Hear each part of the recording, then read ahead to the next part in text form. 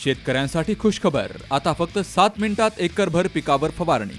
हो, हे खरंय, कारण शेतकऱ्याच्या पाठीवरचं पंपाचं ओझं घालवण्यासाठी अल्नाई कंपनी घेऊन आली आहे अत्याधुनिक यंत्रणा, म्हणजेच ड्रोनद्वारे फवारणी, आणि तीही अगदी माफक दरात. पिकाच्या सुरुवातीपासून तर शेवटपर्यंत फवारणी पॅकेज घेतल्यास त्यातही डिस्काउंट, म्हणजेच सोने पे सुहागा. हजारो एकरचा फवारणी अनुभव असलेले कुशल ड्रोन चालक, श्रम, आरोग्य, वेळ, पैसे आणि औषधांचीही बचत, शिवाय सुरक्षेची हमी. तेव्हा आजच संपर्क करा.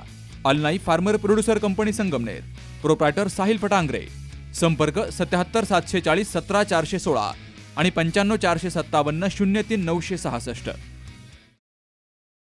संगमनेर तालुक्यातील रहीमपूर येथील शेतकरी भाऊसाहेब कारभारी वाळुंज यांच्यावर बिबट्यानं हल्ला केल्याची घटना घडली आहे. वाळुंज हे डेअरीमधून दूध घालून येत असताना 25 जानेवारी रोजी सायंकाळी 7च्या सुमारास ते आपल्या दुचाकीवरून मनोली शिवारातून जात असताना शेजारी असलेल्या उसामध्ये दबा धरून बसलेल्या बिबट्यानं अचानक त्यांच्यावर प्राणघातक हल्ला केला आणि या हल्ल्यामध्ये भाऊसाहेब वाळुंज यांच्या गुडघ्याला गंभीर दुखापत झाली आहे. तर या घटनेमुळे रहीमपूर आणि मनोली गावातील नागरिक भयभीत झालेत. यापूर्वीही या भागामध्ये बिबट्यानं हल्ला केल्याच्या घटना घडल्यात. तरी या घटनेचं गांभीर्य ओळखून वन विभागानं तात्काळ बिबट्यांचा बंदोबस्त करणं गरजेचं आहे.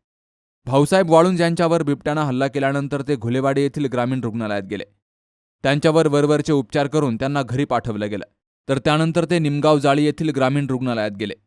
हल्ला झाल्याबरोबर जी लस देणं गरजेचं आहे ती दिलेली नाही, असं त्यांना सांगितलं गेलं. यामुळं घुलेवाडीच्या ग्रामीण रुग्णालय प्रशासनानं कर्तव्यात कसूर केल्याचं दिसतंय. सर्पदंश असो किंवा बिबट्याचा हल्ला, या घटनेमध्ये आरोग्य विभागानं गांभीर्यपूर्ण लक्ष घालून रुग्णांना सेवा देणं गरजेचं असतं. मात्र या घटनेमध्ये कुठेतरी आपल्या कार्यात आरोग्य विभाग कमी पडतोय की काय, असा प्रश्न नागरिकांना पडलाय. माझं नाव भाऊसाहेब कारभारी वाळुंज. मी शनिवारी 25 तारखेला संध्याकाळी दूध घालायला मनोली इथे गेलो होतो. दूध घालून आल्यानंतर इथं वाघाने माझ्यावर झडप मारली. नंतर मी पुढं जाऊन खाली बसलो. मग मला एक जोडीदार आला, त्यांनी घरी नेऊन घातलं. आम्ही घरी गेल्यानंतर मग तिथून पुढं खुलेवाडी हॉस्पिटलला गेलो. तिने फक्त तिथं जखम साफ केली आणि पट्टी केली आणि 2 इंजेक्शन मारले. पुढं कोणतं इंजेक्शन घ्यायचं किंवा नाही घ्यायचं तिने काहीच माहिती दिली नाही. आज आम्ही परत निमगावजाळीला गेलो होतो. मग तिथे त्या डॉक्टरने विचारलं, ती हिमोग्लोबिन का काहीतरी इंजेक्शन आहे, ते अगोदर घ्यायला पाहिजे म्हणे. मग ती तुम्हाला दिलं नाही का म्हणलं ना, आम्हाला बाकीचं काही सांगितलं नाही तिने. ते म्हणे आता तुम्ही आज जाऊन ॲडमिट व्हा म्हणे खाजगीमध्ये, पुढील उपचार तिथून पुढं चालू करा म्हणे. इथं बिबट्याचा काही मस्त त्रास आहे. माझ्या नंतर 2-3 जणांवर त्यांनी अशी गाडीला धडक दिली ती, आणि त्याच्यामुळे बाकीच्या लोकांना सुद्धा त्रास आहे त्याचा. फॉरेस्टवाले फक्त त्या दिवशी गुलवडीला आले होते. त्यांनी नाव बी विचारून घेतलं आणि पुढचे पाहू म्हणे काय करायचे ते. असं पिंजरा फक्त तिने आणून ठेवला आहे. त्या पिंजऱ्यामध्ये काही ठुलंही नाही, काहीच नाही, मोकळा पिंजरा फक्त आणून ठेवला आहे तिने इथं. जी आता भाऊसाहेब कारभारी वाळुंज यांच्यावर जो हल्ला वाघाने केला, बिबट्याने केला, तो नेहमीप्रमाणे या परिसरामध्ये नेहमी होत असतो.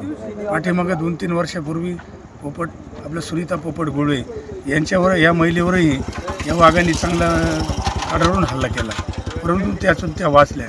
आजूबाजूच्या परिसरामध्ये खराडी असेल, वाघापूर असेल, या ठिकाणी अनेक वेळा हल्ले झाले. परंतु आता ह्या ठिकाणी जे आपण उभे आहोत, या ठिकाणी ही पहिली वेळ भाऊसाहेबांची आली. नंतर मनोली येथील गोराणे म्हणून त्यांच्यावर 2-3 दिवशी वेळ आली. परंतु फॉरेस्ट अधिकारी ज्यावेळेस घटना घडतात मग येतात, कधी येतही नाही. मग आम्हाला बळत 2-3 आठवडे पिंजऱ्यांची मागणी करावी लागते आणि मागणी करून कुठंतरी ते येतात. परंतु आल्यानंतर ते पिंजरे लावतात, परंतु त्याच्यामध्ये जी काय वस्तू ठेवायला पाहिजे, काय प्राणी ठेवायला पाहिजे, ती शिकार वाघाची, बिबट्याची ते ठेवत नाही. आणि परत बघायला पण येतं, फक्त त्यांची ती समाजाची आणि लोकांची शांतता करून ते निघून जातात.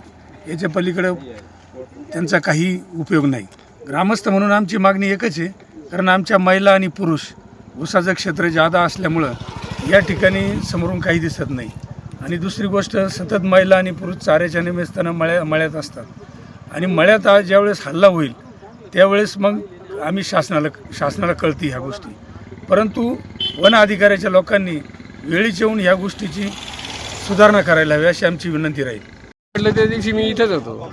तो माणूस जर डांबरी पडला असता समजा, त्याच्या डोक्याला मार लागला असता. आमच्या इथे राहायला मी इथंच आहे, पण दिसाड नजर पडतो, दिसाड येतोय. याची काहीतरी दक्षता घ्यायला पाहिजे ना शासनाने. माननीय पालकमंत्री साहेब यांना विनंती असेल की जे शासकीय डॉक्टर्स आहेत, गुलेवाडी म्हणा किंवा इतर ठिकाणी जे आहेत, त्या डॉक्टरांनी वेळी दक्षता घेतली पाहिजे. पेशंट आल्यानंतर पेशंटला योग्य ते मार्गदर्शन केलं पाहिजे. आणि त्या नर्सनी सांगितलं की इंजेक्शन अवेलेबल आहे, पण अवेलेबल असतानाही डॉक्टरांनी दिलं नाही, तर याबद्दल त्यांनी चौकशी करावी अशी आमची सर्व ग्रामस्थांची विनंती असेल. आणि डॉक्टरांनी आणि स्वतःहून, कारण तेही शासनाचे पगार घेत आहेत, शासनाला सर्व महसूल हा शेतकऱ्यांकडून आणि गरीब लोकांकडूनही जातो, तरी त्यांनी योग्य ती दखल घ्यावी अशी आमची शासनालाही विनंती राहील. आणि पालकमंत्री साहेबांना आम्ही निवेदन देणारच आहोत, परंतु पालकमंत्री साहेबांनी स्वतःहून याबद्दल सर्वांना लेखी सूचना द्यावी अशी आमची सर्व ग्रामस्थांची विनंती राहील. वेळीच औषध उपचार, आणि जर ह्या दुर्घटना घडतात, वाघांचे हल्ले होतात, तर रॅबिजचे इंजेक्शन असतील काय असतील ते त्यांनी वेळीच इथं उपलब्ध ठेवले पाहिजे.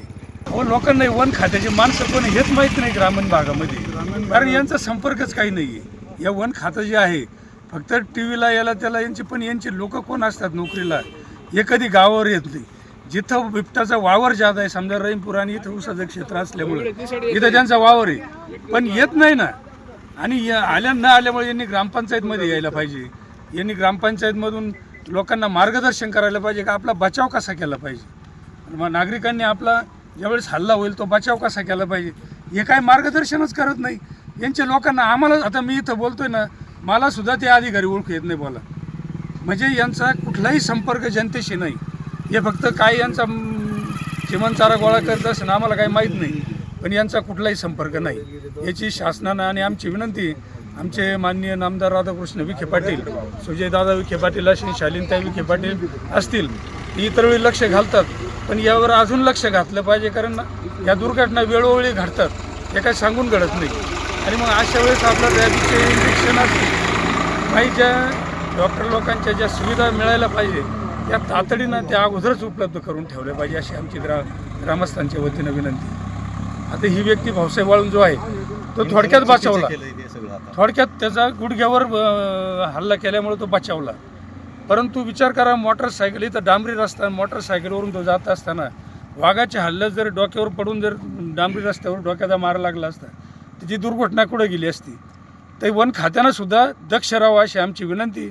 आणि आमच्याच ग्रामपंचायतमध्ये येऊन नाही तर इतर ग्रामपंचायतीमध्ये जाऊन त्यांनी मार्गदर्शन करावं, जनतेला सुविधा कशा पुरवायच्या त्या पुरवाव्यात, आणि अधिक मार्गदर्शन करावं का आपली बचाव कसा होईल, नागरिकांचा बचाव कसा होईल.